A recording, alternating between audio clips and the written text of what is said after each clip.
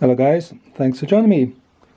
As you can see, I've laid out some of my US military Cold War items, and I thought I'd show you a item in the collection today, and it's in that pouch there at the end of the Alice setup.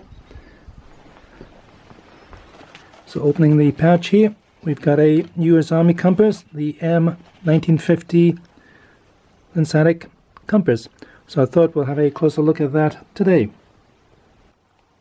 Right, I've taken the compass out of the pouch, and what we've got here is, as I said, a M1950 compass. It's the standard US Army compass, still being used nowadays. It came out in 1950, as the name suggests. It replaced the earlier M1938 compasses. And it's quite a nice example that I've got. Mine is dated 30th of August 1978, so it's nearly 50 years old. So on the front here we got US Compass Magnetic. There were several makers of these compasses, and this particular one here was made by Stoker and Yale. They were based at Beverly in Massachusetts, and as I said, this one here dated 1978. So it's quite a handy little size compass, made out of non-magnetic alloy, obviously, being a magnetic compass. It's also known as a lensatic compass, and the reason for that is there's a little lens here in the front here, the housing through which you take a reading if you're doing a route march, for example. There's a little scale on the side here for using on a map, a typical NATO standard map, 150,000 meters.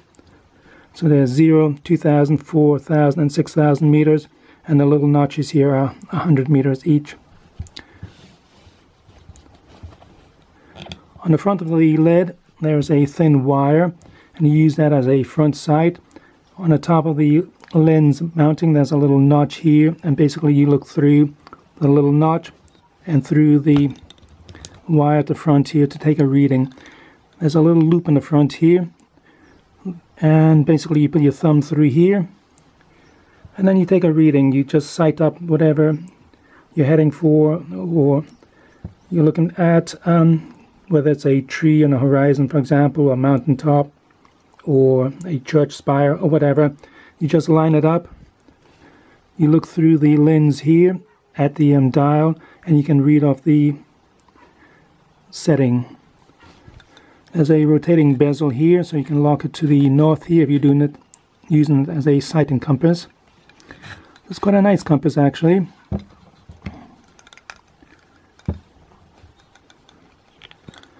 So that's the dial of the compass, and it has the north there, that's the arrowhead there, and W for west, E for east.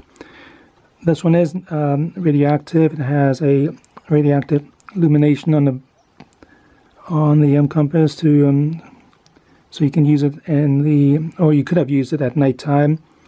The hydrogen-3 isotope is no longer active. It's still radioactive, but it no longer works now. It only has a half-life of about 12 years or thereabouts. So this one, as I say, is nearly 50 years old, so it no longer glows in the dark, but it is still slightly radioactive. Not half as radioactive as the earlier compasses, which had radium as the paint sources. So that's the dial here. There are two readings on the edge of the dial. The black one, the top one, is in mils, and that is what the Army tended to use. There are 6,400 mils in a circle. And the red numbers are degrees, so there's 360 degrees there. So as I say, it could be used as a marching compass for hiking, or it could also be used as a targeting compass. So if you're somewhere and you're trying to get a reading for artillery strike, whatever, it could be used for that too. So, not much else to say about it. The dial is free rotating, so there's no water in here. A lot of modern compasses, for example, have water, but they tend to leak after a while. This one is free floating. You can probably just about see, but there's also a illuminated section on the top here, on the bottom of the white container that the dial sits in. The white container is actually copper, but that again is there to so you're able to see the numbers at nighttime. So if it would have been active, 50 years ago when it was glowing in the dark, you would have been able to see the numbers at nighttime because you had the glow behind the numbers. The dial does lock once the lens is down, so there's a little lever on the side here. So you can see it's rotating at the moment, but once the lever comes down, it locks the dial so it doesn't move. The earlier compasses didn't have a little lanyard ring here, but there's a little lanyard ring there, so you can tie it to a string and keep it secure. Otherwise, it just closes it up quite nicely, as you can see. On the back, there are more instructions here.